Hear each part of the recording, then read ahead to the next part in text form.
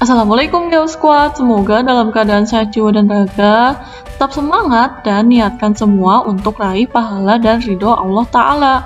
Di pertemuan sebelumnya, kalian sudah eksplorasi flora dan fauna di sekitar tempat tinggal beserta faktor yang mempengaruhinya. Seru kan?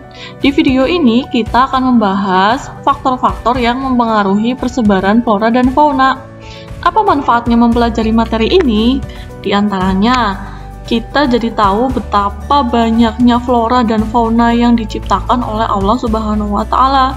Jadi, kita bisa jadikan sarana untuk mengagumi ciptaannya dengan segala bentuk, manfaat, dan keunikannya.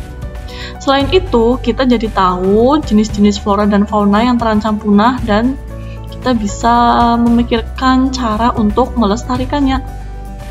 Kalian pernah melihat penguin secara langsung? Saya tebak ya, kalau pernah melihat langsung pasti di kebun binatang ya.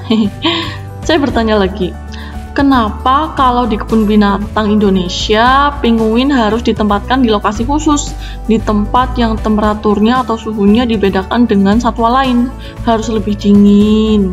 Ayo, kenapa? Karena habitat atau tempat hidup asli binatang lucu ini ada di tempat yang suhunya rendah. Maka jika kita ingin membawanya ke sini, suhunya harus disesuaikan. Berarti ada faktor iklim yang berperan di sini. Selain itu, ada faktor apa lagi ya? Ya udah, langsung saja ya kita bahas faktor-faktor yang mempengaruhi persebaran flora dan fauna. Ada dua faktor utama, yaitu biotik dan abiotik. Kita ke faktor biotiknya dulu. Faktor biotik atau non-fisik ini terdiri dari komponen makhluk hidup. Yang pertama adalah manusia. Manusia sangat berperan dalam persebaran flora dan fauna. Contohnya, seperti penguin tadi, tidak mungkin kan bisa melakukan perjalanan sendiri ke Indonesia. Pasti ada campur tangan manusia yang memperjalankannya dari habitat aslinya ke sini. Yang kedua adalah flora atau vegetasi. Flora ini berperan untuk menyuburkan tanah yang menunjang perkembangan flora itu sendiri dan mempengaruhi kehidupan faunanya. Contohnya, bakteri saprofit sebagai jenis tumbuhan mikro berperan dalam menghancurkan sampah-sampah tanah dalam penyuburan tanah. Yang ketiga adalah fauna. Fauna atau hewan ini membantu persebaran tumbuhan, jenisnya adalah hewan penyerbuk. Hewan jenis ini menghisap madu dari bunga dan membawa serbuk sari terbang bersamanya.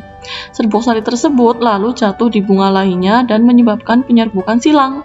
Jenis hewan penyerbuk diantaranya lebah madu, tawon madu, lalat bunga, kupu-kupu, ngengat, burung kolibri, dan masih banyak lagi. Selanjutnya adalah faktor abiotik atau fisik. Faktor ini terdiri dari 4 komponen utama. Yang pertama adalah iklim. Di dalam faktor iklim ini terdapat 4 faktor pembentuk, yaitu yang pertama adalah suhu atau temperatur. Contohnya, penguin hanya dapat bertahan hidup di daerah bersuhu dingin atau rendah.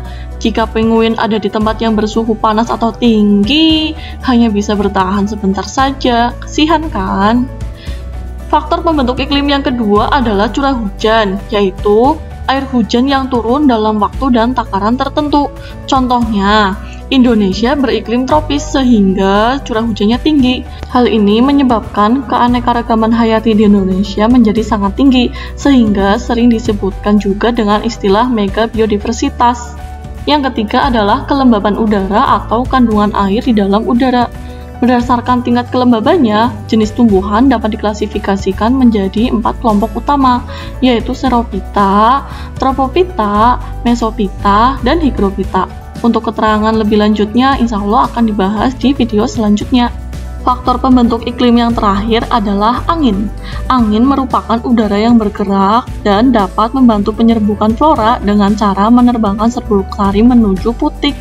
Faktor abiotik yang kedua adalah relief atau morfologi atau topografi yang merupakan bentuk muka bumi, dan fisiografi yang merupakan sudut datang sinar matahari. Contohnya, lumut hanya dapat tumbuh di tempat yang jarang disinari matahari. Yang ketiga adalah edafik atau tanah. Jenis tanah dapat mempengaruhi jenis vegetasi yang hidup di atasnya. Contohnya, tanaman jati akan berkembang dengan baik jika ditanam di daerah tanah kapur atau terra rosa. Yang keempat atau yang terakhir adalah air. Air merupakan sumber kehidupan bagi semua makhluk hidup yang ada di permukaan bumi ini. Contohnya, tanaman jati hidup di daerah yang ketersediaan airnya sedikit, sedangkan padi berkembang di daerah yang ketersediaan airnya banyak. Sekian materi sesi ini, semoga bermanfaat. Terima kasih. Wassalamualaikum warahmatullahi wabarakatuh.